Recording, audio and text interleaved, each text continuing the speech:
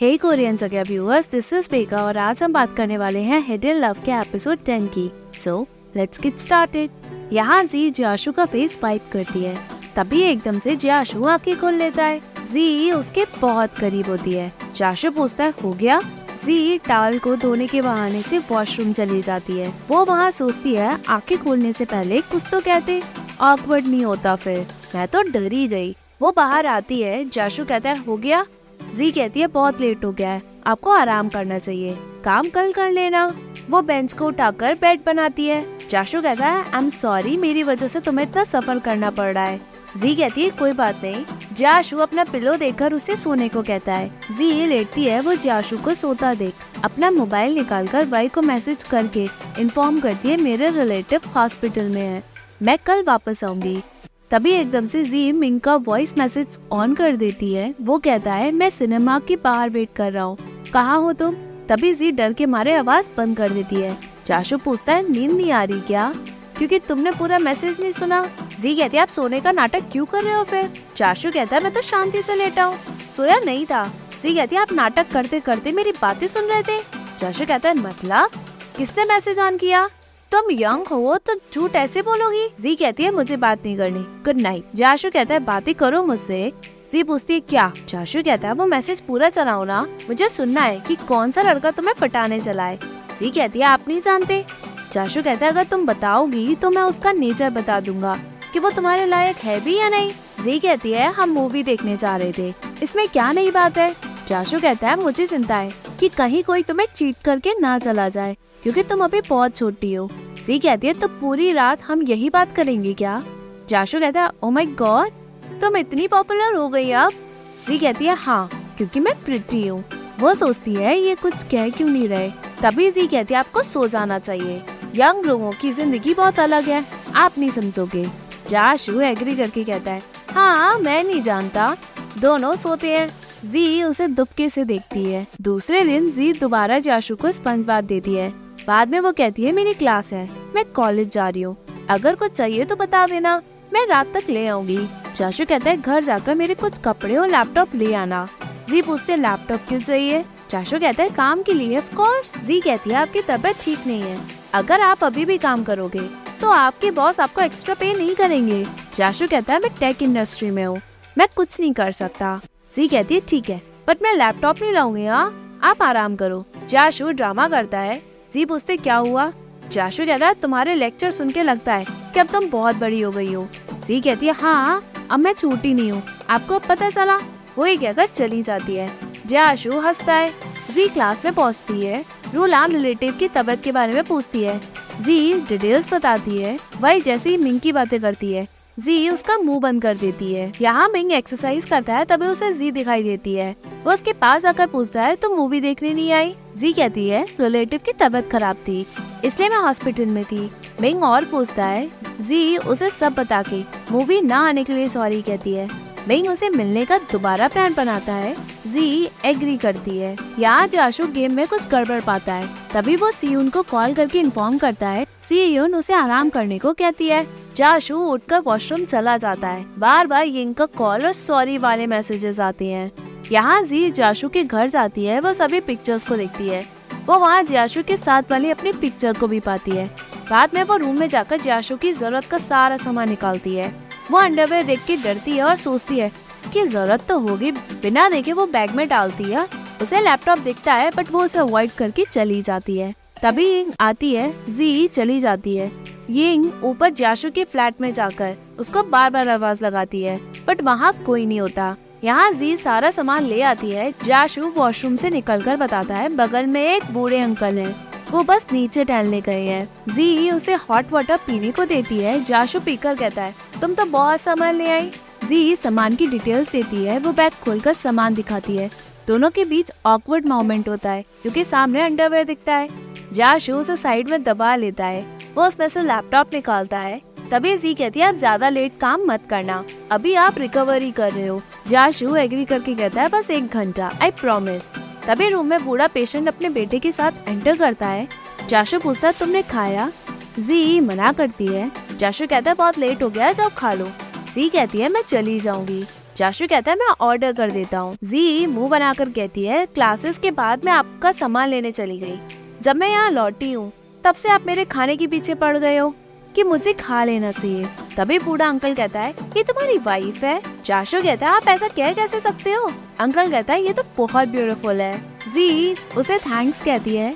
जाशु कहता है ये मेरी छोटी बहन है, मेरी वाइफ नहीं। अंकल कहता है अच्छा मुझे पता है, तुम्हारी वाइफ दिखने में बहुत अच्छी है। तभी अंकल का बेटा सॉरी कहकर कहता है मेरे डैड को कम सुनाई देता है। वो अपने डैड को सब बताता है कि वो उसकी बहन है ना कि वाइफ। अंकल पूछता है तुम्हारी शादी नहीं हुई क्यों, तुम इतने यंग नहीं लग रहे और लड़की को वेट करवाना ठीक नहीं। जाशु कहता है अंकल मजाक बंद करो, मुझे हंसी आ रही है, कहीं मेरा गाँव हंसने की वजह से खुल ना जाए।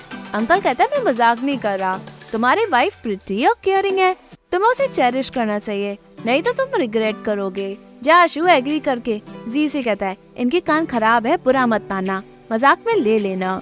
जी मुंह बनाकर अंकल से कहती है ये मेरे लवर नहीं है, ये बहुत बड़े हैं मेरे पार्टनर बनने के लिए, ये इतने बड़े हैं कि ये मेरे डैड बन सकते हैं। अंकल कहता है ये तो बढ़िया है, जब तुम शादी करोगे तो बच्चे जल्दी कर लेना।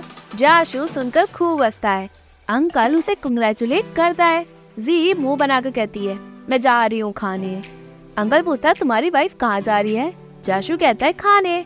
जी कहती है इसमें मजाक की क्या बात है। सुबह जी सोकर उठती है, उसे जाशु काम करता दिखाई देता है।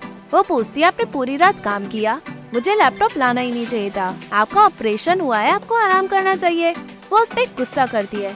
तभी अंकल कहता है सुबह सुबह दोनों लड़ रहे हैं, शादी कब है। जाशु कहता है ऐसे नहीं है, शादी नहीं हो रही अंकल।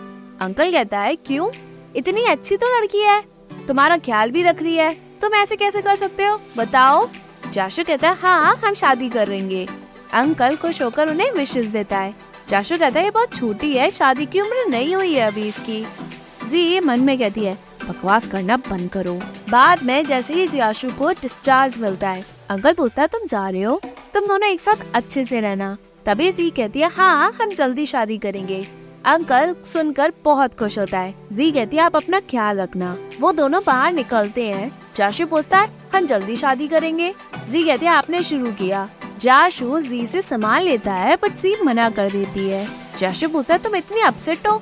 जी कहती है ऐसा मजाक मत करना। जाशु कहता है सॉरी मैं हॉस्पिटल में था, बोर हो रहा था सो इसलिए। जी कहती है ऐसा मजाक करना जरूरी था, जस्ट बिकॉज तुम बोर हो रहे थे, तुम बहुत अजीब हो। वो ये कहकर चली जाती है। जाशु हैरान होता है। जैसे ही वो जाशु के घर लौटते हैं, जी सामान लगाती है। जाशु कहता है कोई जरूरत नहीं है, मैं बाद में सब देख लूंगा, हम डिनर करते हैं, बाद में मैं तुम्हें ड्रॉप भी कर दूंगा। जाशु फ्रेशन अप होने चला जाता है। यहाँ जी जाशु की बातें सोचती है जिसमें वो जब यहाँ यही आई उसे सबसे ज्यादा खुशी हुई। वो सभी इंसिडेंट सोचती है जो अभी कुछ दिनों से चल रहे थे। वो मन में सोचती है जो बातें मैंने अपने दिल में दबा के रखी थी उससे उसे कोई फर्क नहीं पड़ता, उसे तो मैं बच्ची ही लगती हूँ क्योंकि उसके दिल में मैं सिर्फ एक छोटी बहन की तरह हूँ। सो इसलिए उसने ऐसा मजाक किया। वो सभी मेडिसिन में नोट्स बनाती है, जो जरूरत का सामान है उसमें भी वो नोट बनाकर लिखती है। तभी जाशु पूछता है क्या कर रही हो तुम।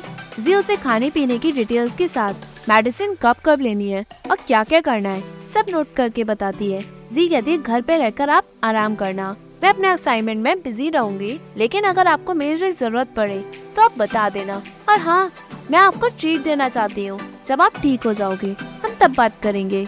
जाशु कहते हैं कोई जरूरत नहीं, बल्कि अब मैं तुम्हें ट्रीट दूंगा। जी एग्री करके चली जाती है। जाशु उसे छोड़ने को कहता है बट जी उसे मना करके चली जाती है। जाशु सोच में पड़ जाता है। जी नीचे आकर सोचती है ये ठीक है, आफ्टर ऑल मैं उसकी छोटी बहन हूँ। वो उसे फोन पे जाशु का नेम चेंज करके ब्रदर नंबर 2 लिखती है। जाशु को जी के हर जगह लिखे हुए नोट्स दिखाई देते हैं। वो एक एक सभी नोट को पढ़कर खुश होता है और हर नोट पे रिप्लाई लिखता है। बाद में मेडिसिन खाकर सोने चला जाता है। यहाँ जाशु सीयोन और शुन को बूढ़े अंकल वाली सारी बात बताता है कि उन्होंने उसे मेरी होने वाली वाइफ समझा। सीयोन उसे समझाती है। जाशु को अपनी गलती का एहसास होता है। बाद में वो जी को मैसेज करने का सोचता है बट तभी यिंग का कॉल आता है। यिंग उससे मिलकर बात करने की कोशिश करती है बट जाशु उसे डायरेक्ट मना कर देता है। बार बार यिंग का कॉल आता है बट जाशु उसे अवॉइड करता है। यहाँ जी मिंग के साथ मूवी देखती है। मिंग मूवी देख के डर जाता है बट जी बहुत एंजॉय करती है। बाद में मूवी खत्म हो जाने के बाद जी मिंग से सॉरी कहती है क्योंकि उसे नहीं पता था कि मिंग को हैन से डर लगता है। मिंग बातों को हंसी में टाल देता है। जी उसे पसीने के लिए टोकती है। मिंग वॉशरूम चला जाता है। तभी जी को क्लॉन मशीन दिखती है। वो उसके पास जाकर देखती है। एपिसोड के एंड से पहले एपिलॉग में दिखाया जाता है जाशु रात में काम करता है। जी सोते सोते करवट लेती है। जाशु उसे जैकेट अच्छे से उड़ाता है, मतलब वो उसका प्यार से ख्याल रखता है और काम करने लग जाता है। बगल में ओल्ड अंकल ये सब देखकर बहुत खुश होता है। जाशु जी को सुकून से सोता देखकर स्माइल करके अपना काम करने लग जाता है। तभी एपिसोड एंड होता है। Hey viewers, if you like this video, please like, share and subscribe this channel. Thank you.